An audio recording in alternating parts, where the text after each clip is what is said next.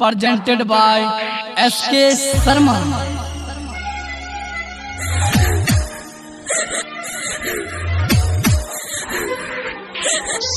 मर जाइबो हम कूद के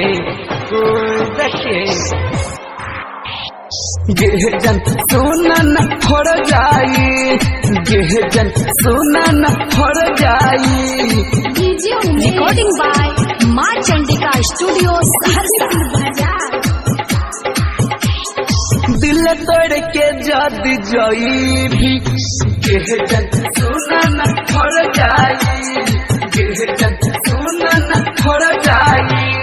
दिल तोड़ के जद जाई भी हम जाइबो जान से मर जाइबो हम कूद के दू महला मकान से गे जान मर जाइबो हम कूद के दू महला मकान से गे जान। दिल तोड़ के जद जाई भी हम जाइबो जान से मर जाइबो हम कूद के दू महला मकान से गे जान मर जाइबो हम कूद के दू तल्ला मकान से गे जान।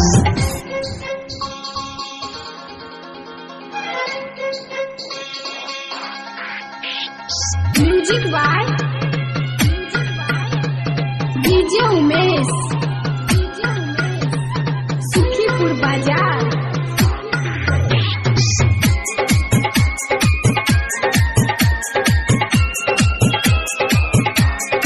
रिकॉर्डिंग बाय माँ चंडिका स्टूडियो सहरसा। तू जय भी है के ससुरा दाई देना हमारा यसरा एक गो काम काई दे जाना मल पटाई दे दोसरा मल पटाई दे दोसरा मल पटाई दे दोसरा।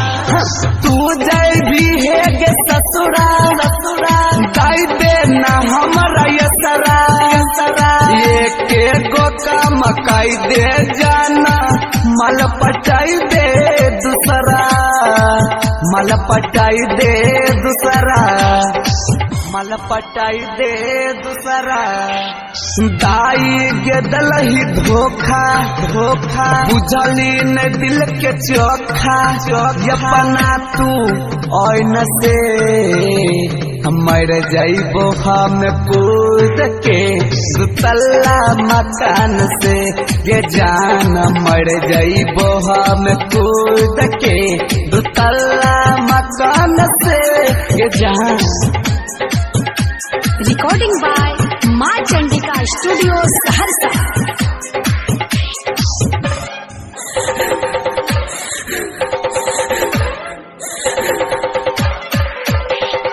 मर जाइबो हम कूद के मर जाइबो हम कूद के कहै छौ राइटर रंजन रोशन के कोयली गंजन दोनों जगुपता कहोगे पगली दिलाबा के खंजर दिलाबा के खंजर दिलाबा के खंजर। कहै छौ राइटर रंजन अनंत के कोयली गे गंजन कहै छौ सुनील गुलाब छौरा दिलाबा के खंजर दिलाबा के खंजर दिलाबा के खंजर।